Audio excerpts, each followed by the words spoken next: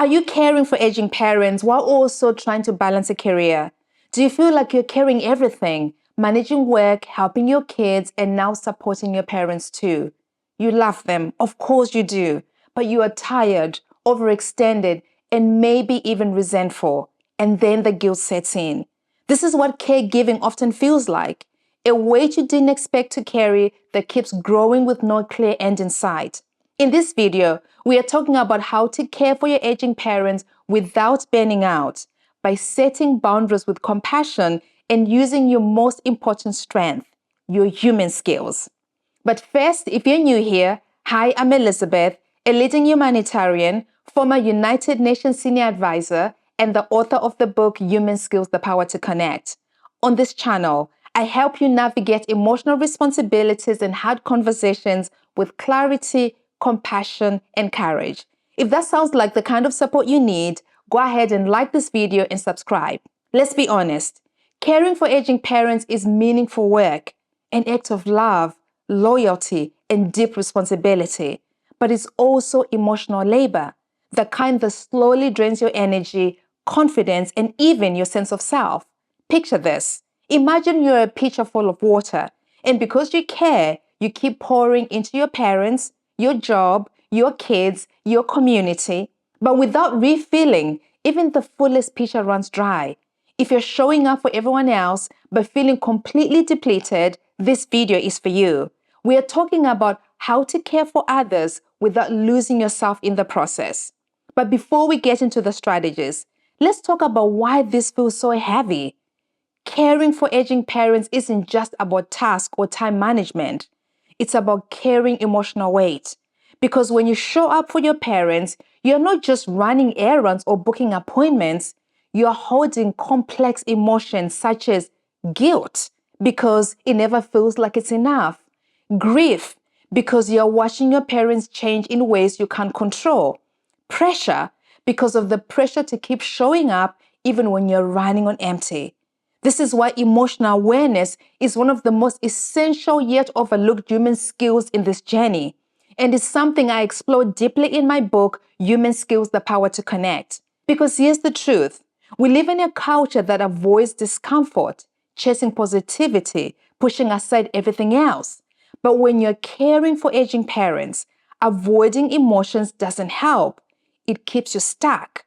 The first step in caring for them and for yourself is to allow for space for those feelings and emotions. Not perfectly, not all at once, but slowly with compassion. Emotional awareness helps you process, not suppress.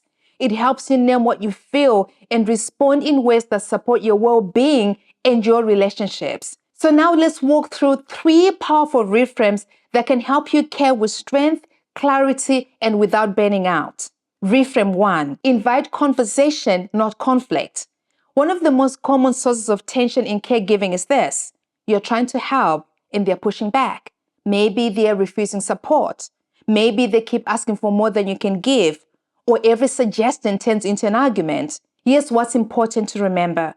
Losing independence is one of the hardest emotional shifts we face. So when your parents resist help, it's not them being ingrateful. It's grief. Accepting help can feel like admitting they are no longer who they were. It can trigger fear, sadness, and even shame. Meanwhile, you're also under pressure. You are juggling your life, job, kids, plus medical appointments, their finances, daily care. Emotions are running high on both sides. This is where emotional awareness becomes essential, because it gives us the ability to notice, name, and manage your emotions while also recognizing theirs. Without it, we default to frustration. We push harder. We talk at instead of with. We try to fix instead of connecting. Here's the reframe. Don't push a plan. Invite a conversation. Even when they need help, your parents want to feel heard, not managed. They want to know they still have their agency. So instead of deciding for them, consult with them. Try asking, I've noticed you seem a bit more tired. What's been the hardest lately? Or would you be more open to looking at a few support options together? Or I want to help in a way that honors your independence. What does support look like to you? This does 2 powerful things. It reduces defensiveness because you're not taking over, you're working together. It builds buy-in, which is key for lasting respectful change. Remember that no one wants to feel like a burden, but also no one wants to feel dismissed either. Reframe 2. View boundaries as bridges, not barriers. As caregivers, we are often taught that love means self-sacrifice, that saying yes all the time is devotion. But here's the truth no one tells you. When you give from an empty cup, what you offer isn't love, it's resentment, fatigue, and eventually burnout. Boundaries aren't the end of love. They are what makes love sustainable. They keep you whole so you can keep showing up with care, presence, and dignity. Remember the pitch of water we talked about earlier. Boundaries help you pour wisely.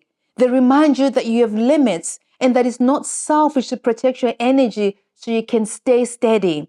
You might be thinking, that sounds great, Elizabeth, but I don't have help. I can't take breaks. I hear you.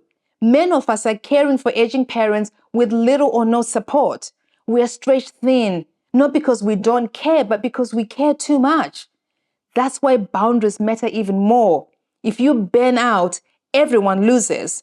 So no, I'm not saying stop caring. I'm saying care sustainably. Try this micro boundary. If your parent expects daily calls, but you're feeling overwhelmed, you could try saying to them, hey, I love talking with you and I want to feel connected and stay connected, but I'm feeling overwhelmed right now. Can we talk every other evening so I can focus and be more present when we do?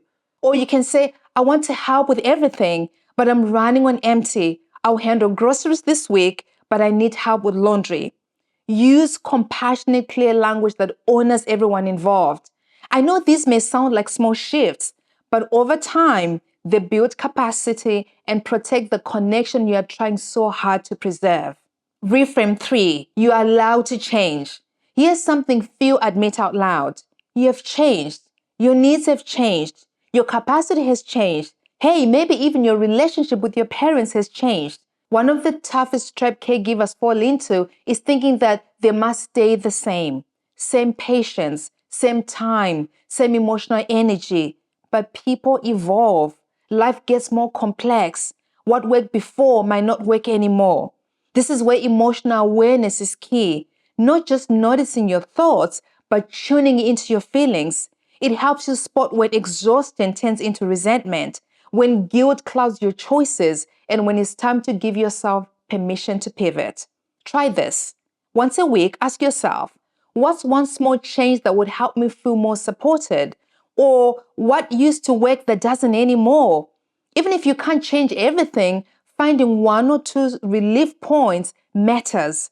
This check-in isn't indulgent, it's essential. Because when you allow yourself to change, you open the door to new solutions and renewed strength. So now let's bring it back to where we started. If you're overwhelmed, juggling caregiving, work, family, and everything in between, if you are giving to everyone but forgetting to refuel yourself, remember this. Your energy, your presence, your love, they were never meant to be endless. And boundaries, that's not about shutting people out. That's how you stay strong enough to keep showing up. Drop me a comment. What's one way you will refuel your pitcher this week? Thanks as always for being here, and I'll see you in the next one.